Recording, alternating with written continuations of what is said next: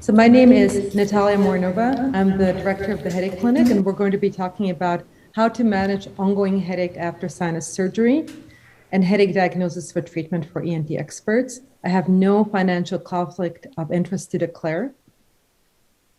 We have seen an unprecedented explosion of new treatments over the past several years for patients with headache, and more are on the way. For more than 40 million people with migraine in the US alone, this is a welcome news, and there's continued unmet need in acute and preventive treatment. However, for busy healthcare professionals, the flood of innovative treatment options may seem daunting. Here we're to review the latest developments in the treatment of primary headache with the dual goals of providing concise, handy reference and addressing questions and uncertainties. And this is the same for the headaches after surgery.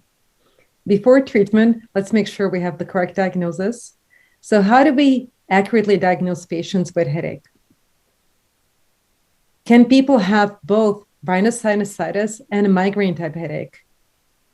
And as you'll find out, the answer is yes. So there's this concept of rhinogenic headache. So World Health Organization estimates that the prevalence of headaches among adults is 47%, with half to 3/4 of adults aged 18 to 65 experiencing headache in the last year.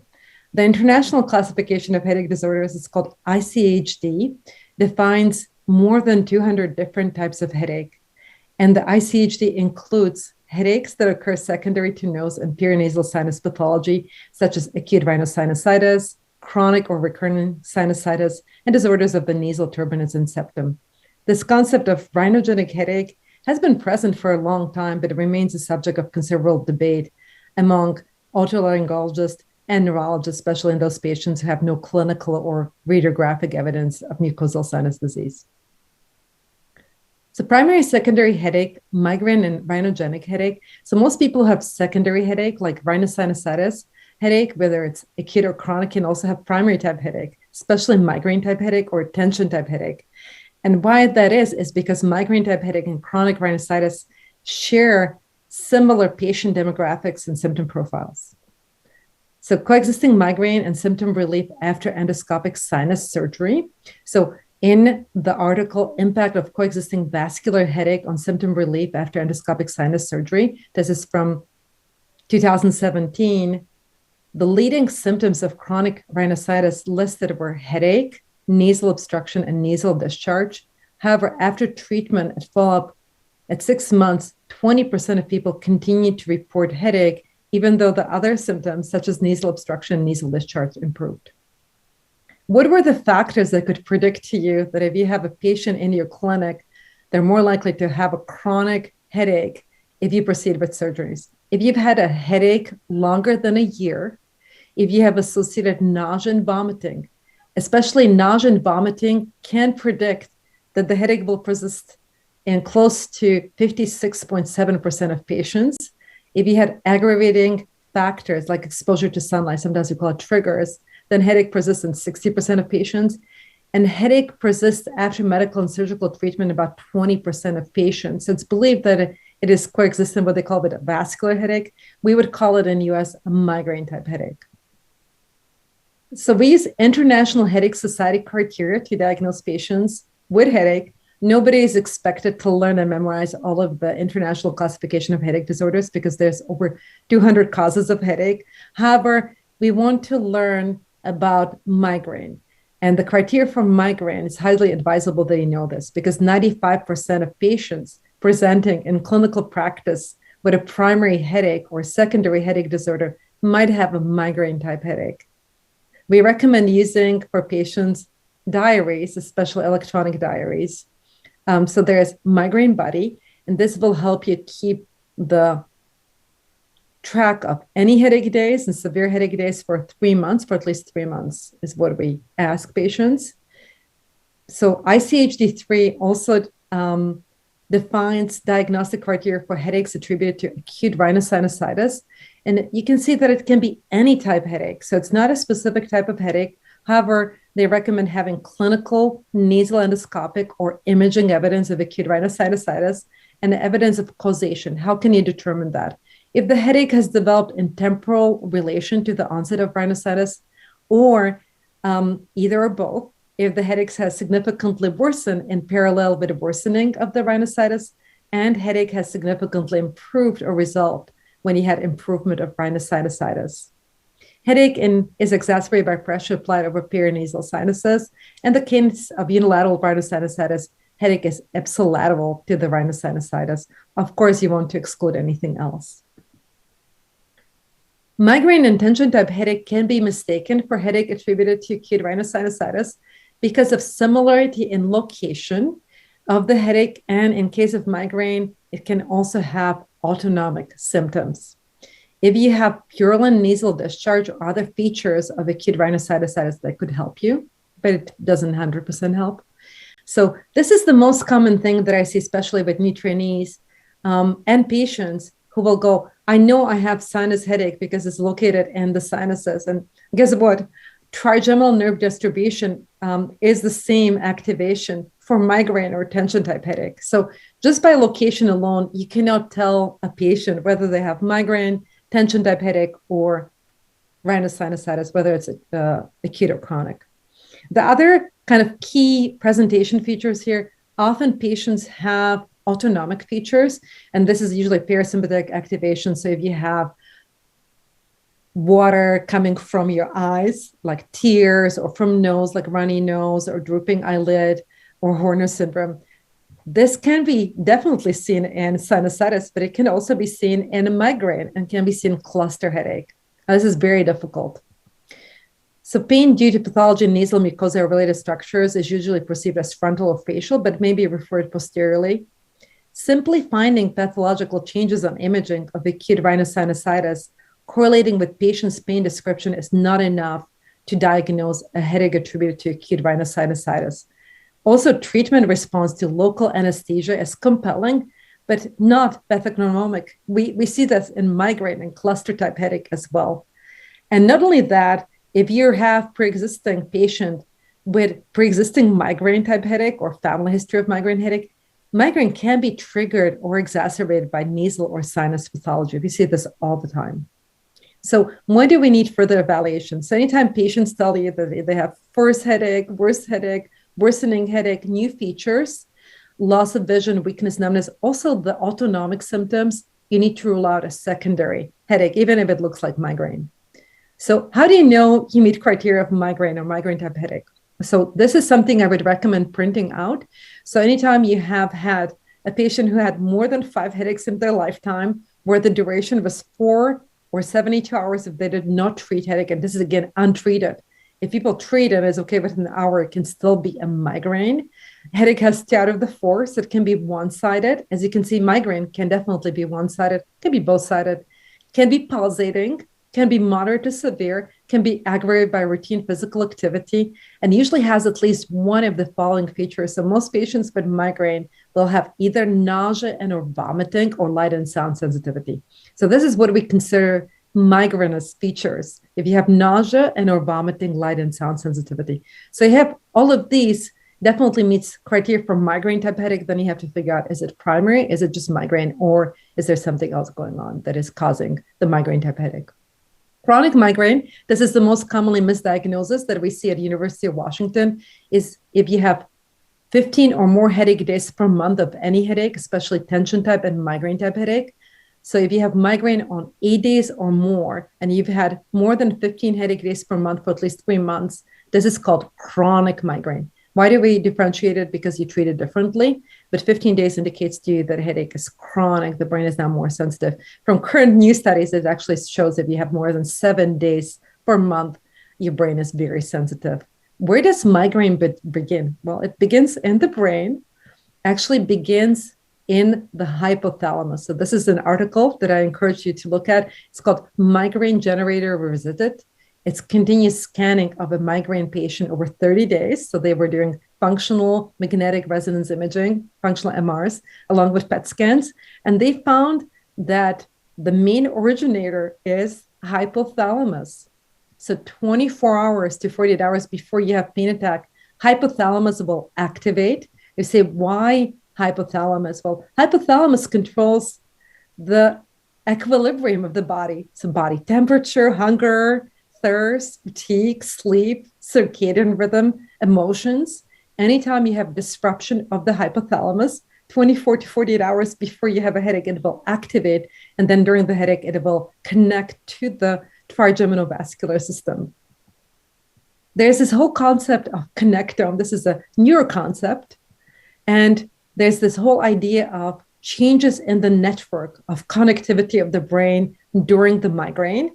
And it's called functional connectivity changes. And you'll see that it will cause cognitive impairment in migraine. And MRI studies show no structural differences. However, this connectivity will be changed, especially default mode network. It's a widespread brain network that is more active during rest periods, and it will be abnormal in chronic pain. However, you can fix it. So this is functional connectivity changes in a migraine. So you can see in migraine versus controls, there's much more activation of these areas that can normalize if you get out of migraine. So migraine currently is not considered only vascular disorder. The idea from Harold G. Wolff, who was a neurosurgeon who died in 1962, was that it was a vascular disorder. And this is what I was still learning in med school. And then in 2001, there was a new neural theory of migraine, which proposed that migraine was an electrical disease of the brain, in which there was abnormally functioning serotonergic pacemaker cells in the RAF-fan nuclei that were causing this. And now there's a new concept where it's trigeminal system, neuronal vessels, and immune system all interacting. So it's kind of what they call the neuron vessel immune cell interaction. And this is probably true for any pain, including sinus pain. So again, there was this vascular theory of migraine. Currently, we have moved away towards the vessels interacting with neurons, so neuronal hyperexcitability leading to vascular changes, leading to activation of the immune cells and release of neuroinflammatory mediators. So there's a crosstalk of the meningeal autonomic, there is nerves, immune cells, and you can see there's a lot of currently emphasis on looking at the whole picture, and especially activation of immune cells, including macrophages, mast cells, and dendritic cells. And activation of mast cells are produced by the same factors that produce migraine, such as changes in diet, dietary inflammation, environmental factors, stress, concussion, and inflammation. And then mast cells can release numerous nociceptive mediators. So what exacerbates headaches? What do we see in clinical practice? Medication overuse headache, stress, deconditioning, hormonal fluctuations, both in men and women, but especially women, sleep disruption, lifestyle disruption. If you have past medical history of migraine or mood disorders, especially depression, anxiety, bipolar, PTSD, and family history of migraine and mood disorders. So this is from Dr. Lipton. These are modifiable risk factors for headache progression. And as you can see, attack frequency, BMI over 30 can increase likelihood of having chronic headaches by a factor of 5. Medication overuse, stressful life, caffeine overuse, sleep apnea, inflammation, other like prothrombotic states, if you have other pain syndromes, other disorders. There's this whole concept of having a migraine threshold. So many patients will ask me, like, one time I can have stress, I don't have headaches. Sometimes I have headaches. Sometimes I can drink a glass of wine. Sometimes I can't. Why is it? And it's this whole idea of a threshold for the headache that is determined genetically, thanks mom and dad, and environmental living in polluted areas, urbanization, with having stressful job, diminished sleep, hormonal fluctuations, and frequent use of medication can all lead to brain sensitization and decreased threshold for headaches. And that's what we're trying to improve in patients to not have headaches. So one of the top things you can start doing in your clinical practice is making sure that you understand that medications they use to decrease sinus pain, such as Excedrin, Tylenol, ibuprofen, even triptans, can contribute towards more headaches. It changes serotonergic neuromodulatory system. It upregulates inflammation. It makes patients more susceptible towards cortical spreading depression, causes central sensitization, and increases nociceptive sensory fields. What is the cutoff? In most patients, if I start using something more than 4 days per month acutely, I can get in trouble, especially if I have associated anxiety, depression, and stress. Frank Parker shows that just 4 days per month or less of triptans and stress can cause very significant increase of chronic pain. If I use something 10 days per month, I'm in the red zone. I am diagnosed with medication overuse. So if you have headache more than 15 days per month in a patient with pre-existing headache disorder and they regularly use 10 days per month of acute medication for more than 3 months, then they're very likely worsening their headaches with medications. It's medication use headache. What if I take Tylenol for back pain or other pain, such as sinus pain? Does it count? Absolutely. My brain cannot distinguish this. So it doesn't matter what I take it for. It will count in that allotment of acute headaches. So Zaza Katsarava has this great article, Medication Overuse Headache, widely recognized entity amongst ongoing debate, and talks about that this medication use headache will cause neuronal hyperexcitability, depletion of serotonin production in CNS, also increased propane serotonin 2A receptors, and increased pro-inflammatory chemicals such as CGRP, calcitonin gene-related peptide. They will also increase my anxiety and depression. So what should I do if I identify that I have someone who's overusing medication? Well, discontinuation is first step. For most classes of acute medication, if you stop it completely or gradually within 1 to 2 months, you start feeling better. If you have opioids, you need to wean with primary care provider. And then if it's not enough, consider a short course of what we call bridge therapy. And we often use prednisone steroids for upwards of 6 weeks, or metoclopramide, Depakote, or others. So you have the examples here of these short bursts of what we call bridge therapies that can include NSAIDs. These are long-acting, so you can see that it does not include ibuprofen, Motrin, right? So it's long-acting, like indomethacin, ketorolac, naproxen, bumetone, diclofenac, or mefenic acid, and you can see it's short. It's just 3 to 7 days. Neuroleptics, so through dopamine receptors, prochlorperazine, promethazine, metoclopramide, chlorpromazine, olanzapine, quetiapine can also be used. Again, you can see it's very short duration. Triptans, long-acting, again, for very short durations, like 3 days. Anti-seizure medication, you can do that.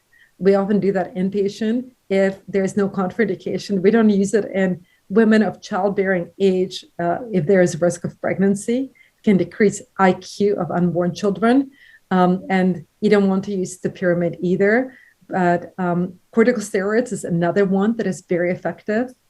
Others, intranasal lidocaine. So this is very popular, doesn't cause any long-term negative side effects. Intranasal DHE, intranasal ketorolac.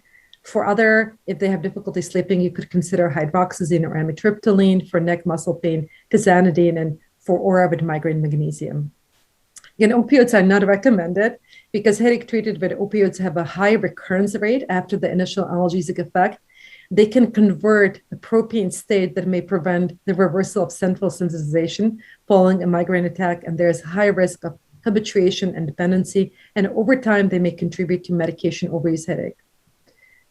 What else could we do? Well, we could, again, discontinue medication, short-term of bridge therapy, or add a preventive medication if possible.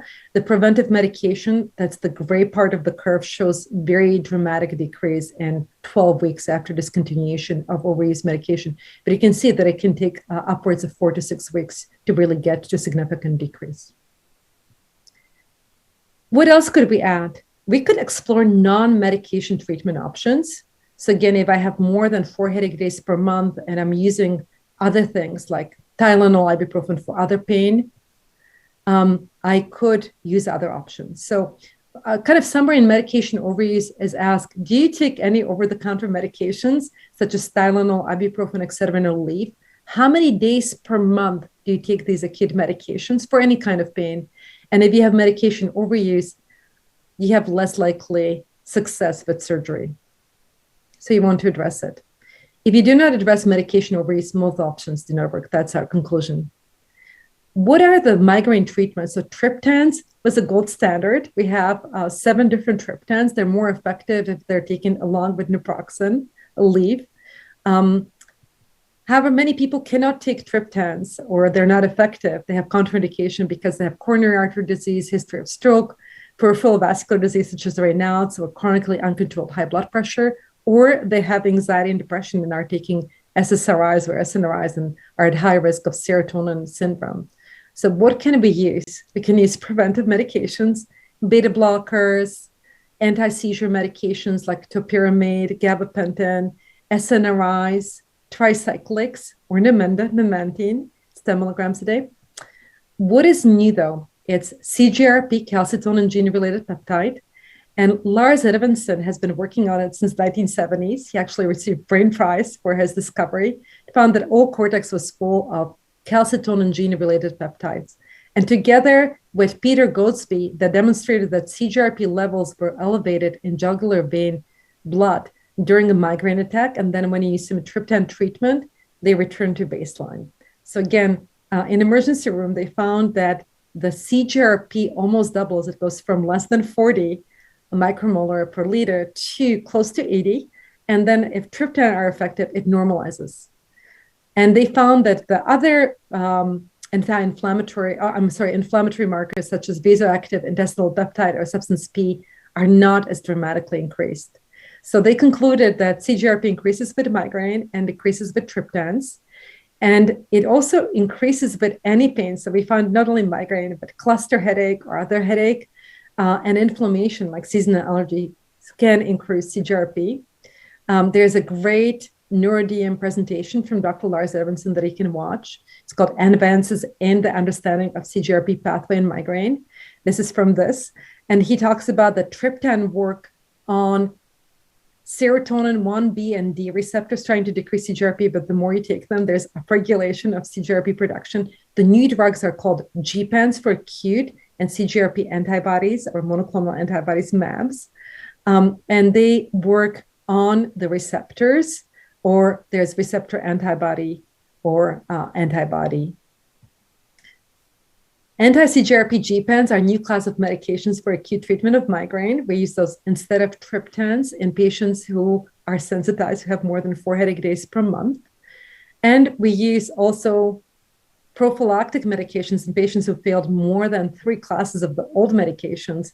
And there's Emgality, Ajovy, or Emovic. They do not cause sensitization, so they don't cause a rebound, unlike triptans. When can I try the new medications? If I've tried at least 2 triptans or have contraindication to triptans. The other alternative options that we like to use in headache medicine are what they call neuromodulation devices, so electrical modulation devices. And there is GammaCore, Cephally, Norivio, and a new one coming out, Neurolief. So Cephally can be used for acute treatment of headaches. In 32% of patients, they stop having a headache within 1 hour. 79% of people have significant improvement within an hour. And if you use it 20 minutes a day, every single day, you can have dramatic decrease in headache. And this can be any headache. We don't use it just for migraine type headache. For Cephally, you don't need a prescription. Neurivio, you do need prescription. It's called remote electrical neurostimulation. It's worn as an armband during a migraine. Intensity is controlled via smartphone. It works remotely from pain. It's FDA approved. And within 2 hours, you have dramatic pain relief, close to 66% versus sham. And pain freedom is 37% of patients. It's very safe. There's minimal adverse reaction. We don't know exact mechanism. We think that it works through brainstem-mediated conditioned pain modulation. And for this, it's about $10 for 12 treatments. And again, for this, you do need prescription. So we recommend what we call multimodal treatment. So often we use supplements instead of Tylenol, ibuprofen, Excedrin, such as ginger and boswellia for acute treatment. Ginger is 400 milligrams, boswellia is 800 milligrams. Or we use neuromodulation for both acute and preventive treatment. Cephally, again, patients don't need prescription. Neurivio, they need prescription, and GammaCore, they need prescription. We know that there are other things that can worsen headaches, such as if people have stress or poor sleep, or they feel sad. And so we also recommend addressing sleep, stress with biofeedback or cognitive behavioral therapy, We recommend exercise at least 150 minutes per week, ideally 30 minutes every single day, and an anti-inflammatory diet. We also use SPG blocks and home blocks with lidocaine. And this shows you that you can have normalization of brain network within using this at least for 12 times. Thank you very much for your attention. So this is the time for questions. Please write down the questions for me, and they will be emailed to me and I'll answer them later. However, we can help you from the Headache Clinic. And again, welcome to our talk and thank you for attending.